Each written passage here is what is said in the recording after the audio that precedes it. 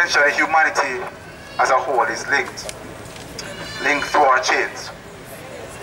And if one of us fall, all of us fall. So no one can be overlooked. No set of people who suffer injustice can be overlooked. Because at the end of the day, we will all fall for our own inconsistencies. For the workers and the people of the quote-unquote left, who were strangely not particularly noisy about this incident. Even some alternative media sources, forget the corporate media, even some alternative media sources, socialist sites, progressive sites, weren't making as much noise as they should be. And for that I say, you are sacrificing your own legitimacy as an alternative media source if you don't seek to find truth wherever it stands. As Malcolm X said, I am for truth, no matter who it's for or against. I am for justice, and that is what we stand for in support of here today. Teach. Power to the people. Power to the people.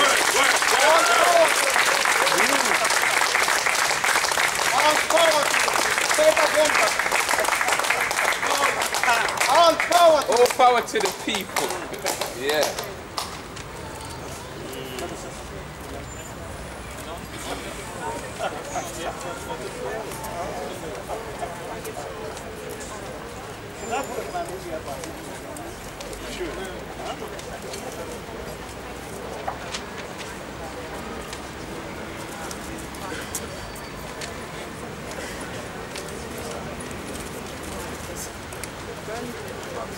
Okay, my name is Sarah from Women of Color in the Global Women's Strike, and the women in our network have been taking part in some of the protests, including in Los Angeles. As soon as the verdict came out, people just went straight onto the street in cities across the country, and the corporate media, of course, has tried to play down the amount of outrage and protest. But for example, in New York City, 5,000 people completely blocked Times Square. They shut it down and then they marched en masse down to Harlem.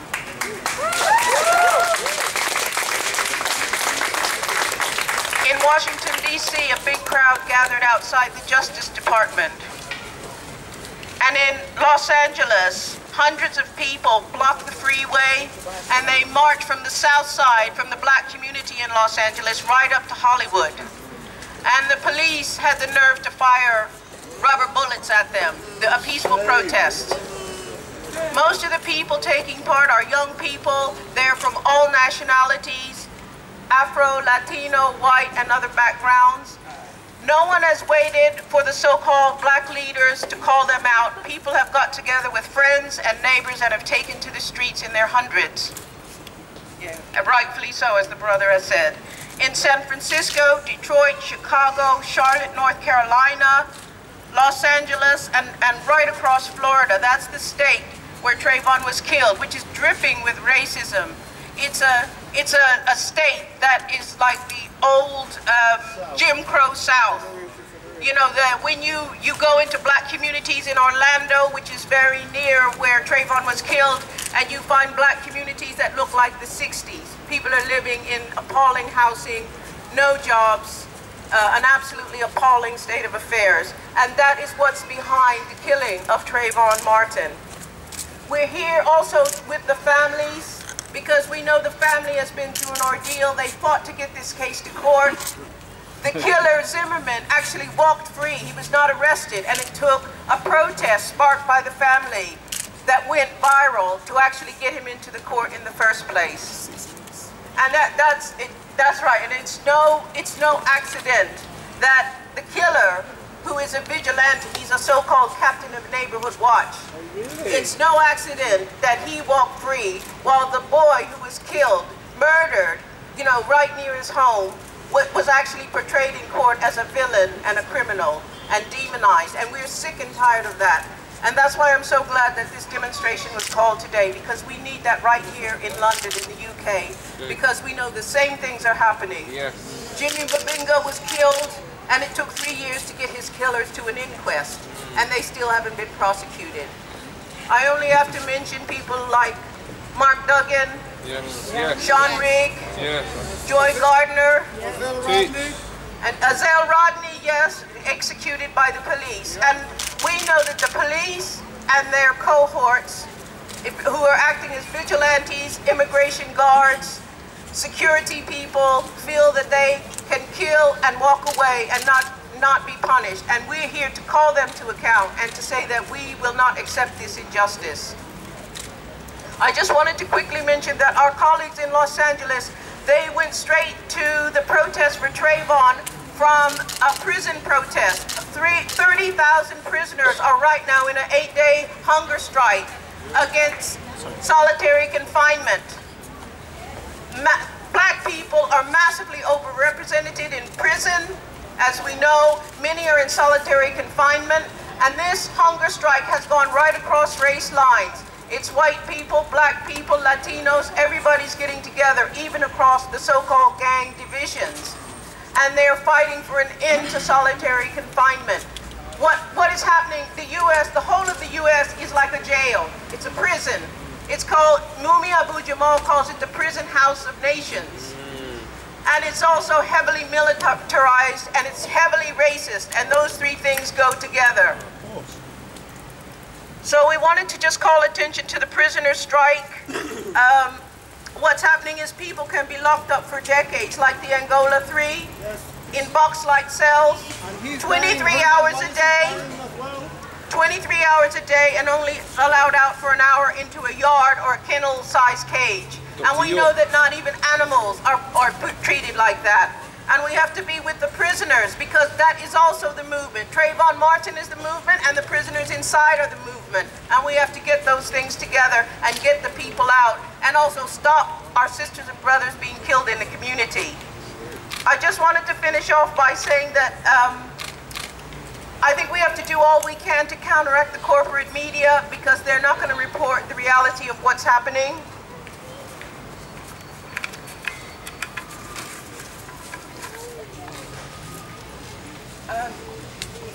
And lastly of all, I wanted to mention Guantanamo, because at the same time all this is happening, the brothers in Guantanamo Bay have been on a very long hunger strike against the absolutely horrendous and inhumane conditions there.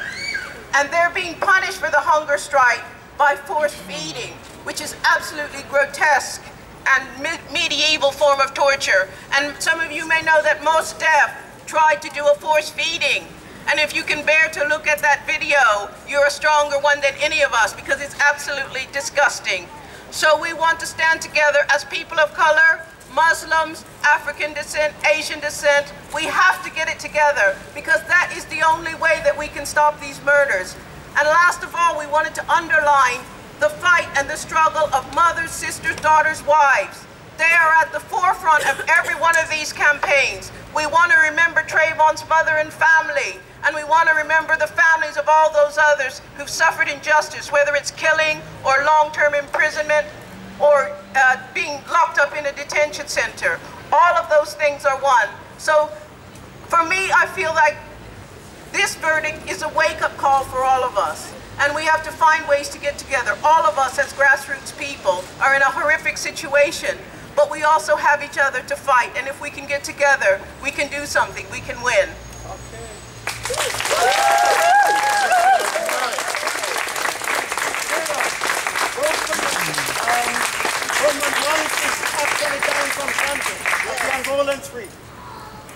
Grab the mic.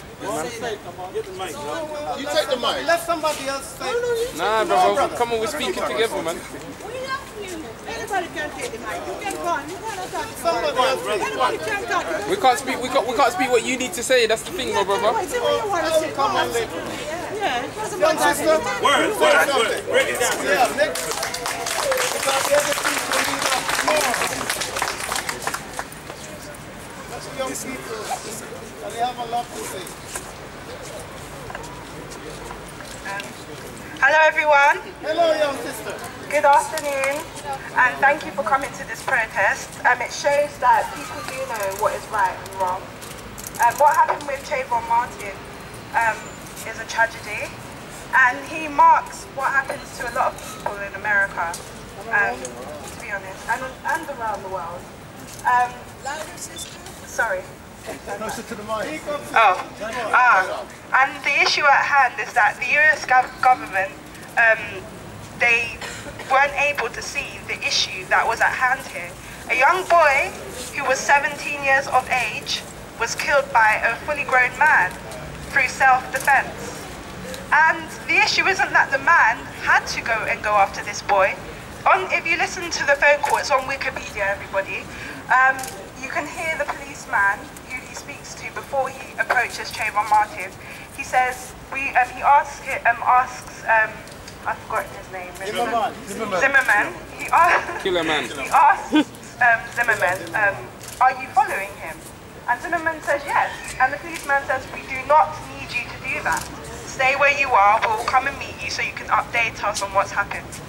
And this man took it upon himself to defy the police, defy the so-called system, and go and approach this Trayvon Martin, which resulted in his death in the end. And I think that is disgraceful, because when the policeman says to you, if you're at the scene of a crime or anything, stand still, put your hands together, you know, you have to do that.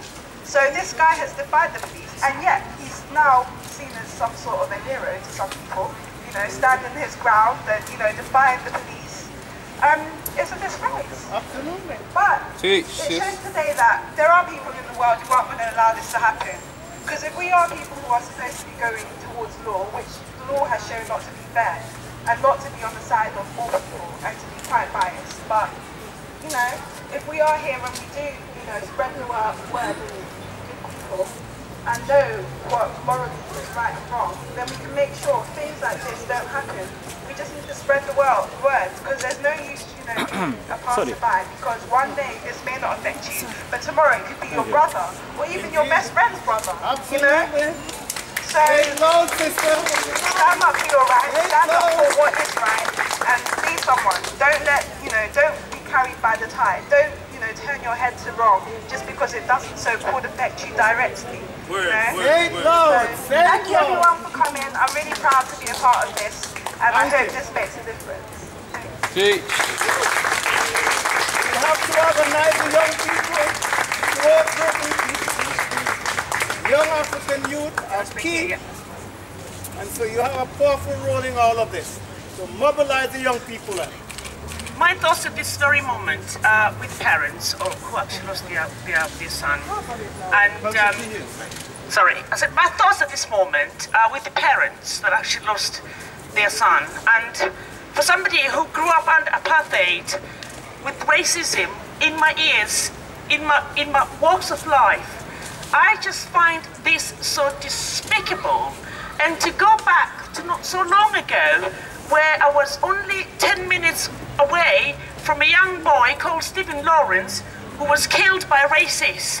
And now we are in America with a black American leader who actually tells his fellow black people to chill out rather than because justice has been done. I actually say to you, comrades, friends, brothers and sisters, if you do not do something, this is going to get next to your door pretty soon. Thank you very much. It's happening already.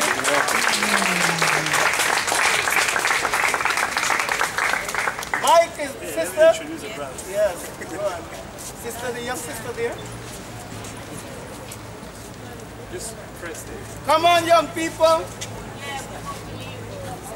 Yes, I have thought, but I'm not quite yet past it, but it's your Okay, hi everyone. discuss. Okay, hi everyone. Hi, press the mic to your mouth. Is that better? Yes. Okay, alright, I didn't come here to speak, I came here to participate. I'm a mother, I have a son, and I kind of thought about coming today because I had external commitments. And I thought, if Trayvon was my son, I would want everyone here. The thought of losing my own son in such injustice, I thought people would come and support me. But I implore us and encourage us not to just be concerned for one day, not to be outraged for one day, Here, here. not to be Facebook activists, Twitter activists, armchair activists, but to actually become activists. I can't remember who said it, but it was either Marcus Garvey or Malcolm X or one of those ancestors that said, a revolutionary is born out of a struggle, okay? And we are in a struggle, and we need a revolution. And I'm not talking about us being mad and angry and taking to the streets in that way, but globally, strategically, and collectively, and taking it out there and standing up for all of those that have been lost in this injustice system until it comes to our door, because it can do. He could have been any one of our sons. Stephen Lawrence could have been any one of our sons. And as parents, as family, there are millions more, some that we don't even know about. And it's about time now that we actually stand up and be advocates and activists in the real world and not just online. Thank you very much, everyone.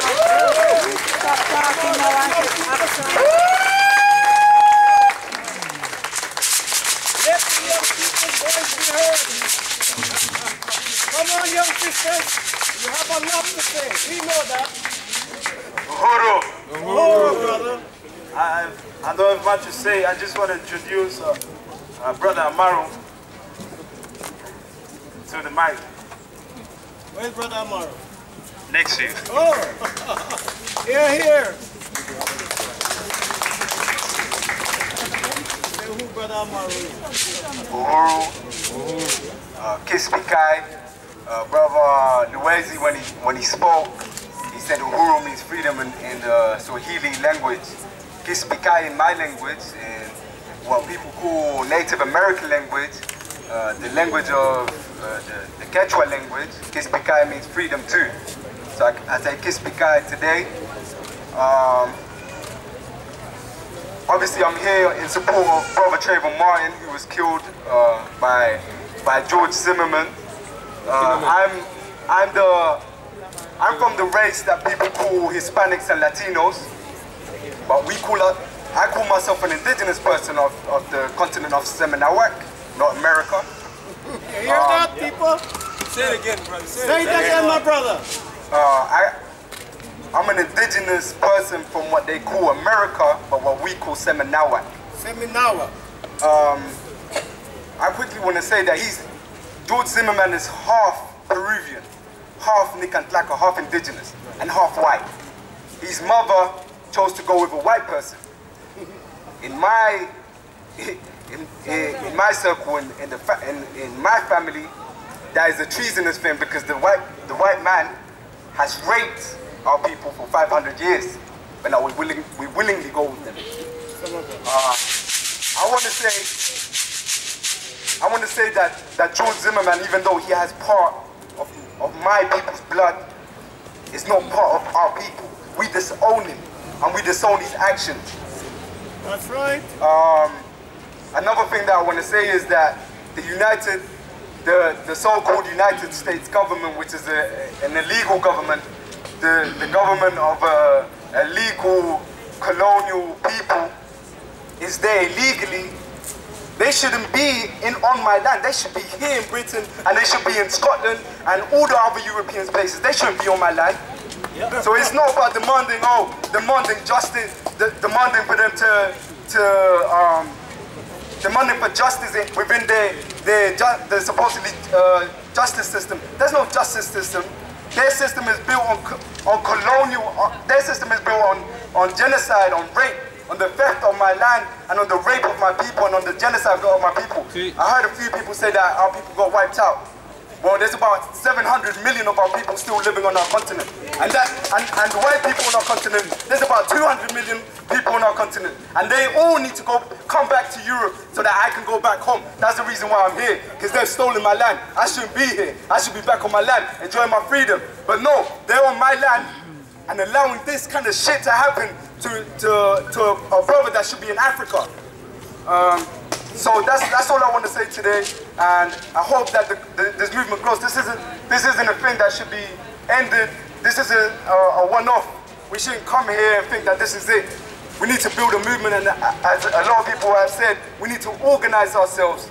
You know, as African people, as indigenous people, as Asian people, as colonized people, we need to organize ourselves to defeat colonialism, white supremacy, not just capitalism, which is the economic side of the oppression of our people, which is very important, but it's not the main thing. Colonialism, white supremacy, and that is why brother Trayvon Martin got killed. Not just because capitalism, not just because he was a worker. The young man wasn't even probably a worker. Yet, he was a child. He was killed because he was black. We're living under a system which is white supremacist, first of all. So our fight is not just against capitalism, our fight is against white supremacy and all of its entity. The economic side of it, the education side of it, the social side of it, the cultural side of it, everything, not just economic. So, yeah, thank you very much, and I hope this movement grows. One love, brother. Yeah.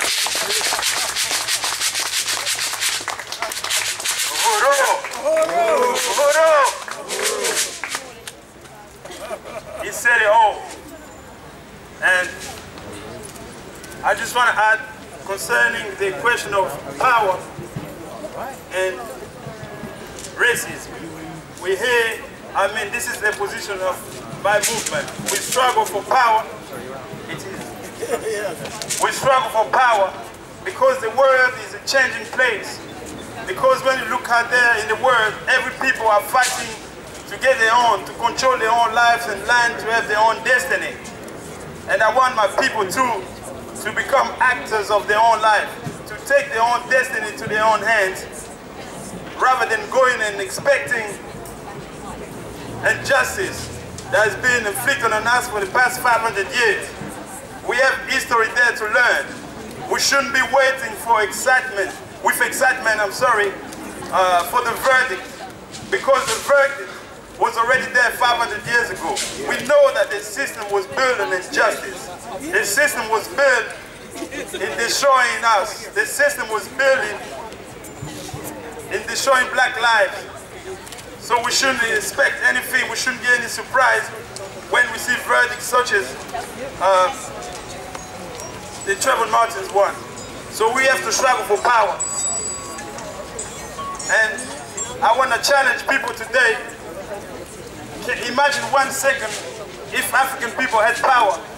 Do you think if we had power, people would gun down 17-year-old boy like this without any kind of consequences? Who the hell would gun down a 17-year-old boy with power? Because power is the question here. It's not about the colors of this young man, because we know already that this young man is a part of the nation that was destroyed to build what we call today America.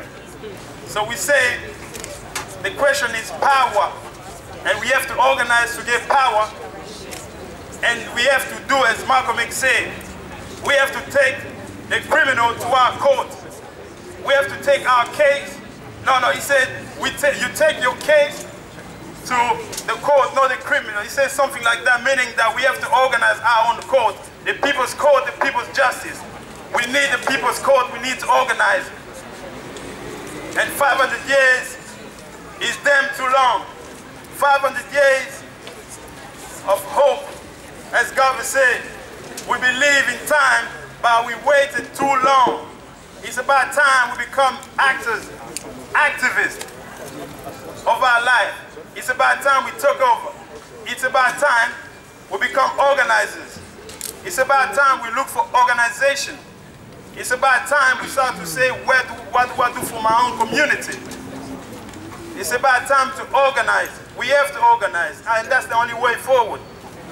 Because if we don't build, we'll be destroyed. We'll be destroyed in the world full of hatred for us. And we know today, in 2013, where the economy of this country is doing very bad. The whole system is collapsing. If you didn't know, now you know that the economy of this country, the whole system that was built upon slavery in destroying us and the theft of the indigenous land is collapsing. So are you going to stay by and just wait for the cutback to happen until they cut your own self back? Or are you going to say pay back? Because we say payback, not cutback. What they've been doing. What is KKK David Cameron been saying about cutback? We say payback, David Cameron. You owe 500 years of labor. You owe 500 years of our wealth, stolen labor every day. So we say payback, David Cameron. Ain't no cutback. If you want to do the cutback, you have to do it behind your own backyard. Uhuru. Uhuru.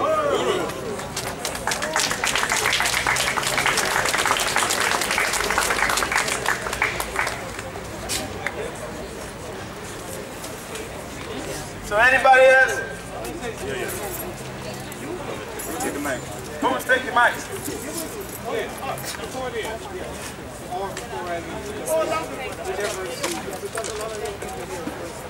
Greetings, everybody. Yeah, give thanks. Thank you, everybody, for turning out today in support of the Trayvon Martin's campaign, Trayvon Martin's family.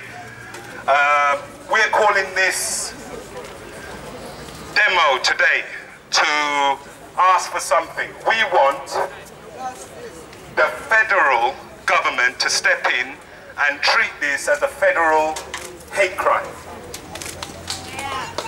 Clearly,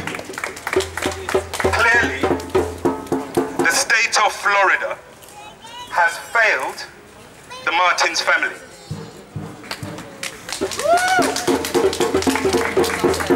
Clearly, the state of Florida has failed Floridians. Clearly, the state of Florida has failed black people all around the world. Clearly, the state of Florida has failed Americans. The ball is in the court of the federal government of America. If they want to put things right, they have to charge this sadistic pedophile and bring him to justice. I'm not going to go into the case. I'm just going to ask that we put as much pressure, lobby our politicians.